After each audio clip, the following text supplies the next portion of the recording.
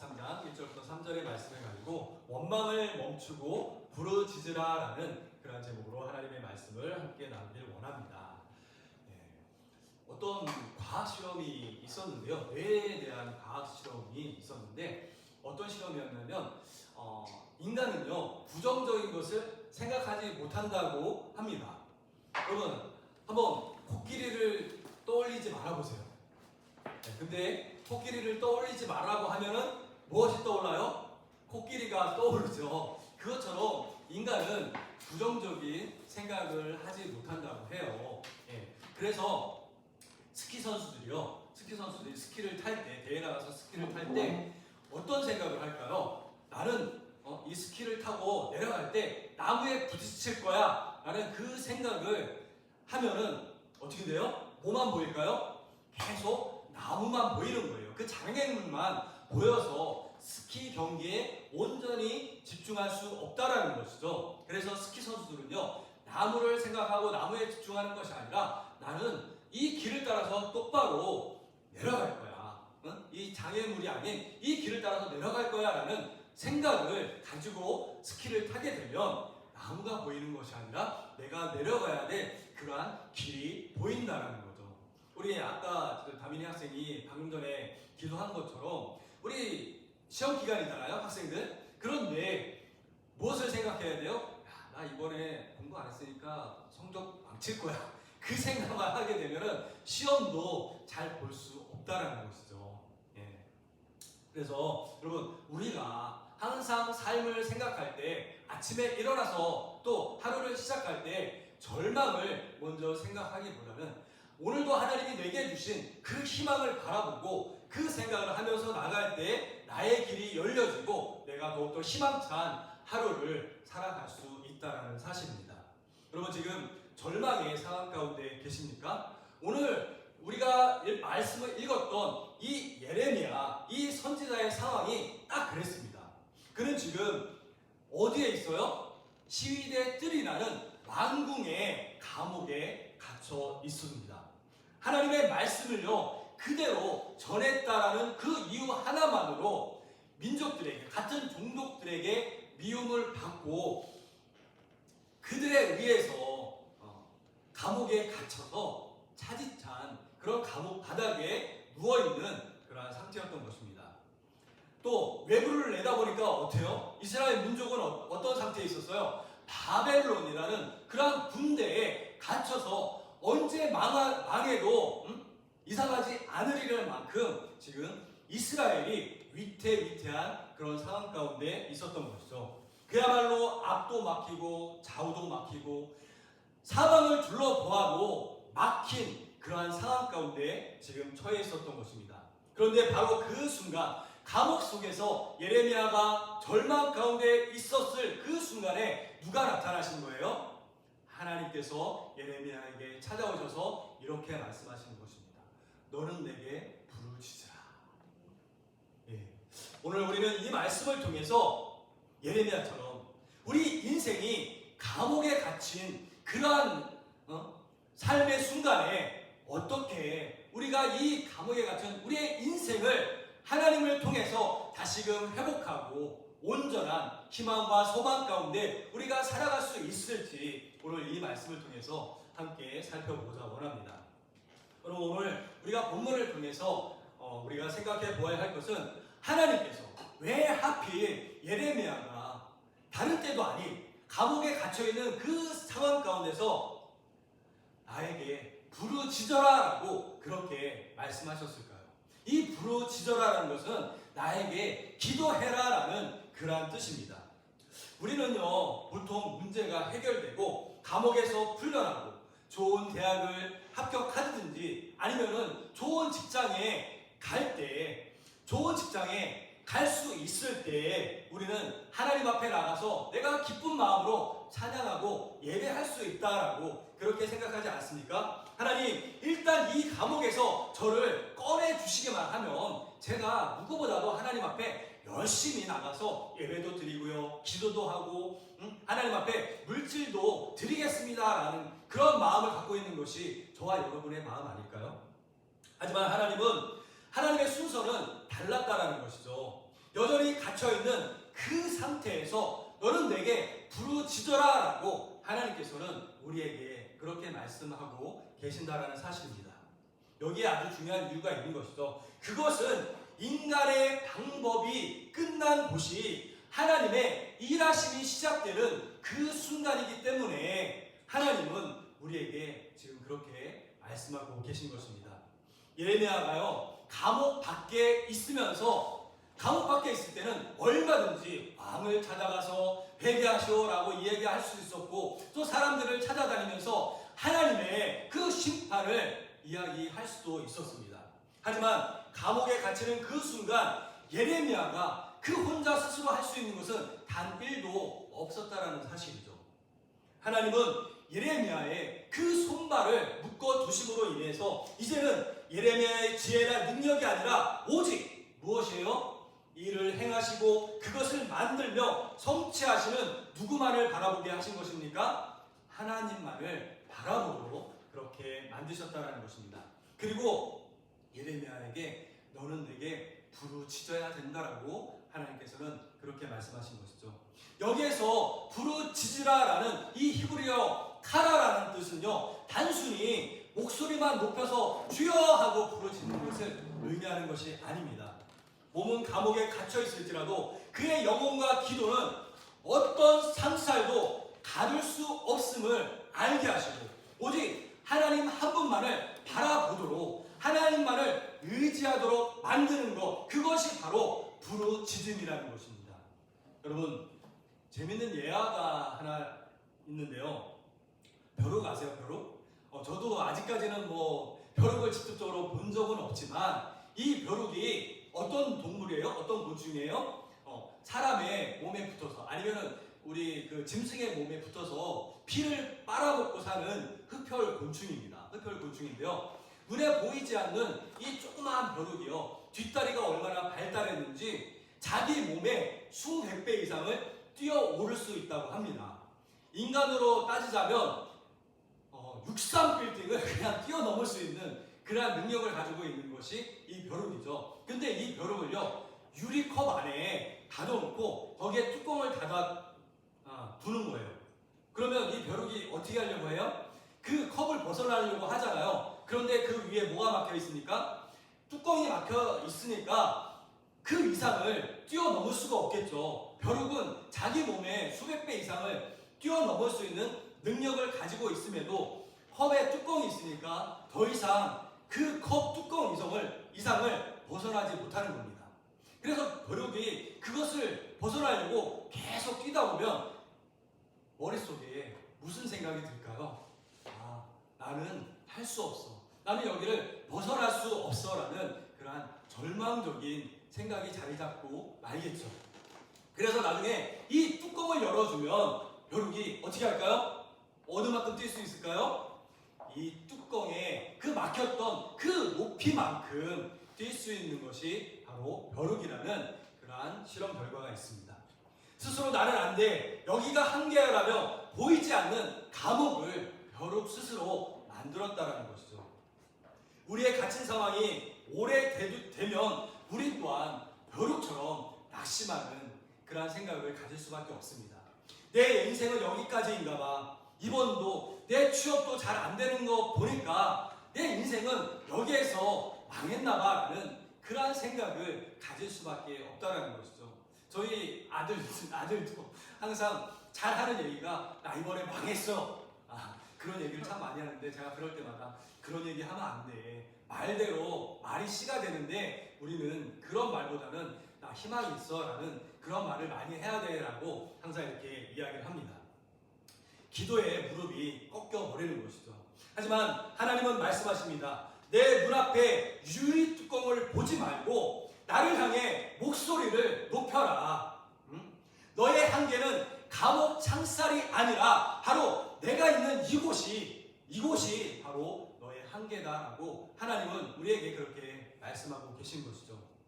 그러다 우리가 부르짖을 때 하나님께서 보여주겠다라고 약속하신 내가 알지 못하고 크고 은밀한 일이라는 것은 도대체 무엇일까요? 당시 예레미야의 눈앞에 보이는 현실은 너무나도 처참했습니다. 하나님은 예레미야에게 보여주신 것이 무엇이냐면 예루살렘 성벽은 이제 곧 저 바벨론 군대로 인해서 멸망하게 될 것이고, 그리고 성전은 불타게 될 것이며, 너의 민족은 저 바벨론 군사들에 의해서 노예로 끌려가게 될 것이야 라는 것을 하나님께서는 예레미야에게 보여주셨습니다. 예레미야는 그것을 본 순간 마음속에 절망이 들어찰 수밖에 없었고요, 하나님의 그 무시무시한 심판 앞에 떨 수밖에 없었던 것이죠. 그러나 하나님이 숨겨주신 크고 은밀한 그러한 것은요, 무엇이었어요? 예레미야서 33장 후반부와 예레미야서 29장 11절 말씀을 보니까 하나님께서는 예레미야에게 이렇게 말씀하고 계셨습니다. 여호와의 말씀이니라. 너를 향한 나의 생각을 내가 아나니 평안이요 재앙이 아니니라. 너희에게 미래와 희망을 주는 것이 나의 생각이다라고 하나님은 이미 예레미야에게 그런 말씀을 하셨다는 것이죠. 하나님이 보여주실 크고 은밀한 의미는요, 바로 회복과 구원의 역사를 예레미야를 통해서 하나님은 보여주고 계셨던 것입니다. 비록 지금은 죄로 인해서 매를 맞고 포로로 끌려가지만 70년 후에는 내가 너의 민족을, 너의 삶을 바꾸어 줄 것이다. 희망과 미래로 가득 찬 그러한 세상으로 바꿔 줄 것이다 라는 것을 하나님은 이 예레미야서 말씀을 통해서 저와 여러분들에게 보여주고 계신 줄 믿습니다. 여러분, 더 나아가 장차 하나님께서 말씀하시고자 하는 것은 이 땅에 예수 그리스도 메시아를 통해서 죄의 감옥에 갇혀있는 저와 여러분들을, 죄의 멸망 가운데 지금 빠져있는 그러한 사람들을 구원해 내주실 것이라는 것을 이 예레미야서를 통해서 우리에게 그러한 희망의 메시지를 하나님은 보여주고 계시고 가르쳐주고 계신다라는 사실입니다. 여러분, 이 예레미야서를 읽을 때 여러분 그러한 희망의 메시지를 발견하셨습니까? 예레미야서를 읽었다면 이 희망의 메시지를 통해서 저와 여러분의 그 절망 가운데 빠진 삶을 다시 한번 희망으로 돌이킬 수 있는 우리 모두가 되어주시기를 주님의 이름으로 간절히 축원을 드립니다. 여기서 우리는 영적인 중요한 비밀을 깨달을 수밖에 없습니다. 감옥은요, 하나님의 저주가 아니라 세상의 소음을 차단하고 하나님의 세밀한 음성을 들을 수 있는 그러한 지성소가 될 수 있다는 사실을 저와 여러분들은 깨달아야 한다는 것이죠. 우리가 고난의 감옥에 갇혀 있을 때 세상 친구들의 목소리도 끊어지고 돈의 힘도 끊어지고 우리가 자랑할 수 있는 그 모든 것을 하나님은 끊어버리시는 것이죠. 사방의 소음이 완전하게 차단된 그 순간 비로소 우리는 누구에게 귀를 기울이게 되는 거예요? 하나님의 목소리에 귀를 기울이게 되는 것입니다. 하나님의 주파수에, 우리가 그 주파수에 맞춰서 하나님의 음성을 들을 수 있는 기회가 생겨지게 되는 것이죠. 그리고 내 생각과 스케일로는 도저히 상상할 수 없었던 하나님의 크고 은밀한 그 계획을 비로소 우리가 바라볼 수 있게 되는 것입니다. 구약 성경에는요, 예레미야만큼 억울하게 옥살이했던 한 사람이 또 나오는데 여러분 누군지 아시나요? 제가 좋아하는 요셉이라는 그러한 사람이 또 구약에 나오는데요, 이 요셉이 17세 어린 나이에 형들에게 배신을 당해서 애굽에 노예로 팔려가게 되죠. 노예로 팔려가서 보디발 장군이라는 그 장군의 집에서 노예로 살게 되는데요, 그가 보디발 장군의 집에서도 노예로서 얼마나 성실히 일했는지 그 가정의 총무로서 그 살림살이를 다 도맡아 하게 되는 그런 위치까지 오르게 되었습니다. 근데 그가 그러한 삶 가운데 계속 승승장구했으면 얼마나 좋았겠어요. 한데 다시금 이 요셉이요, 억울한 누명을 쓰게 되고 그리고 어디에 갇히게 돼요? 그 보디발 장군 집에 있는 감옥에 갇히는 그러한 억울한 일을 당하게 됩니다. 자, 이렇게 보면 그 요셉의 10대와 20대는 그야말로 감옥의 고난이 나는 그러한 생활로 점철된 그러한 시간들이었던 것이죠. 그런데 창세기 39장 21절부터 23절에 보면 놀라운 말씀이 있어요. 요셉이 감옥에 갇혔는데요, 성경에서는 이렇게 이야기하고 있습니다. 여호와께서 요셉과 함께 하시고 그에게 인자를 더하사 간수장에게 은혜를 받게 하셨다라고 이렇게 말씀해주고 있는 것입니다. 요셉은요, 자신이 노예로 팔려오기까지 한 것도 억울한데 감옥에 갇혔다라는 것 때문에 하나님, 내 인생이 왜 이렇게 힘든 일만 생깁니까? 내 인생은 이제 망하고 만 것입니까? 내 인생은 끝장나고 만 것입니까? 라고 자신의 시간을 원망과 절망하는데 자신의 시간을 허비하지 않았다는 것입니다. 그는요, 상황이 어렵고 힘든 때일수록 더 하나님 앞에 매달리고 하나님만을 바라보고 자신에게 주어진 일에 충실하게 그 맡겨진 일을 잘 열심히 했더니 하나님께서 어떻게 만드셨어요? 그 감옥에 갇힌 상황 가운데서도 감옥의 모든 일을 총괄하게 하시는 감옥의 총무로 세우셨고요. 나중에는 그 감옥에서 풀려났을 때 애굽의 총리로 활동하게 만드는, 애굽의 바로 왕 다음으로 총리로 하나님이 세워주시는 그러한 놀라운 기적을 이룰 수 있었던 것입니다. 여러분, 지금 내 처지가 마음에 안 들고 감옥 같다고 느껴질 때 원망과 불평이라는 그러한 것 때문에 나의 귀한 시간을 낭비하지 마시기 바랍니다. 하나님은 감옥 안에서도 요셉을 살펴보고 계셨고요. 지금의 우리의 어려운 절망스러운 상황 가운데서도 저와 여러분들을 하나님은 지켜보고 계실 줄 믿습니다. 여러분, 하나님께서는 요셉의 그 어려운 상황을 지켜보시면서 애굽의 국무총리로 가는 그런 엘리베이터 통로로 그 모든 어려움을 하나님은 들어 쓰셨다는 것이죠. 오늘 본문 2절을 다시 보면 하나님은 하나님 자신을 이렇게 소개해주고 계십니다. 이를 행하시는 여호와, 그것을 만들며 성취하는 여호와 나 하나님이다. 너희는 그러므로 절망을 바라보지 말고 나를 바라보아라고 하나님은 그렇게 말씀하고 계신 것입니다. 우리가 감옥에 갇히면 자꾸 누구 때문에 갇혔는지 그 원인 제공자만 바라보거나 감옥의 단단한 그 벽만을 쳐다보는 것이 우리의 본성입니다. 그러면 낙심과 절망 때문에 우리는 점점 더 우리의 인생을 나락 가운데로 빠뜨려 버리고 마는 것이죠. 그러나 우리가 취해야 할 태도는요, 시선을 들어서 저 벽 너머에 계시는 그 하나님을 바라볼 때 우리의 인생에 희망이 있는 것입니다. 현실은 캄캄하지만 이 모든 상황을 컨트롤하고 계시며 오늘도 나의 창조주로서 나의 인생을 이끌고 계시는 그 하나님을 바라볼 때 우리의 삶 가운데 하나님의 놀라운 기적이 일어나는 그런 역사가 나타나게 될 줄 믿습니다. 로마서 8장 28절에 이렇게 말씀하고 있습니다. 하나님을 사랑하는 자, 곧 그의 뜻대로 부르심을 입은 자들에게는 모든 것이 합력하여 선을 이룰 것이다 라고 말씀하고 계십니다. 우리 이 말씀을 의지해서 하나님을 100% 신뢰하고 하나님을 의지하고 나갈 수 있는 저와 여러분들 되어주시길 바랍니다. 사방이 막혔을 때 우리가 할 수 있는 유일한 탈출구는요, 바로 다른 곳에 있지 않습니다. 하늘에 있습니다. 하늘에 계신 그 하나님만이 우리의 유일한 탈출구가 되어주시는 것을 믿고 우리 하나님만을 끝까지 붙들며 나갈 수 있는 저와 여러분들 되어주시길 바랍니다. 신약성경에 보면 사도행전 16장에서 바울과 실라가 복음을 전하다가 매를 맞고 빌립보 그 깊은 동굴 속에 있는 감옥에 갇히게 됩니다. 그리고 그 발에는 견고한 쇠사슬이 채워지게 됐었죠. 고통과 절망의 밤이 그들의 삶 가운데 있었습니다.